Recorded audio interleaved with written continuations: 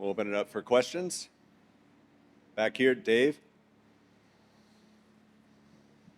Could you elaborate what parts about it? Everything? Some things? I started missing fairways. I missed fairway right on 4, fairway right on 6, fairway right on 7, fairway right on 9. And then, yeah, from there it's, it's hard.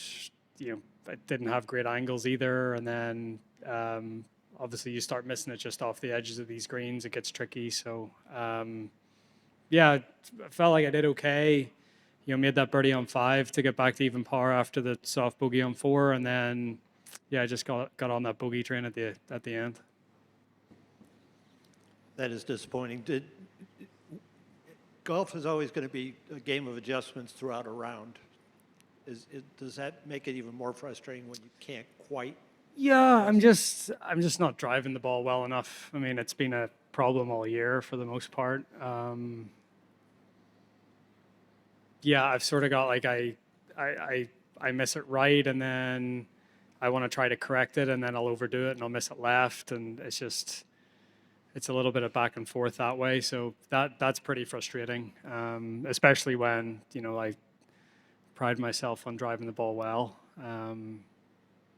So yeah, I just need to try to figure it out. I honestly thought I'd figured it out coming in here. I hit it well on Sunday at Quill Hollow, and then hit it good at home Monday, and even obviously I had to curtail the practice run Tuesday, but hit it decent yesterday. So, but yeah, I just sort of, once I get under the gun, it just seems like I just, it starts to go a little bit wayward on me.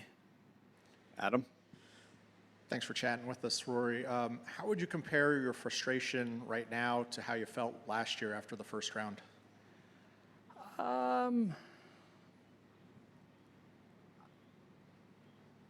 I can't really remember. I was frustrated because, my driver failed the test, and I sort of had to get into a backup pretty quickly, and that sort of threw me for a loop a little bit. But I'd say, similar sense of frustration. Just, I'm just, not driving the ball well enough to give myself enough scoring opportunities. Did the toe bother you at all? No. Ryan? Rory, is there more of a penalty for missing the fairways than maybe we've been led to believe in sort of the run-up to the championship, where guys were just talking, including yourself, about just whale it down there and find it? It's hit and miss. I think if you miss it on the right side, going into if pins on the left, you miss it right, it's fine. But yeah, I got a couple of lies today that were particularly bad. The one on the 10th hole, starting off, that's as bad as I've seen. But yeah, there is a penalty certainly is a penalty for missing the fairway. Probably more than what I anticipated after being here, whatever it is, 2 Fridays ago. One more, Bob. Rory, how is just the course in general playing? I mean, I think we had one guy get to 4 under briefly today, and nobody's gotten beyond 3, and yet there's a few scores under par. I mean, is it kind of the way you would have thought, or? Yeah, I mean, I think it's the wind. I wasn't expecting it to be as windy today as it was, and I think it's the breezy conditions that are sort of making the scoring what it is. It's hard to get the ball close. Some of the pins are tucked away.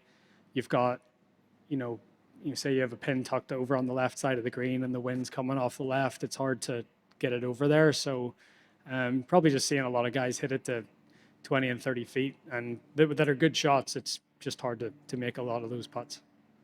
Thanks for your time, Rory. Thank you.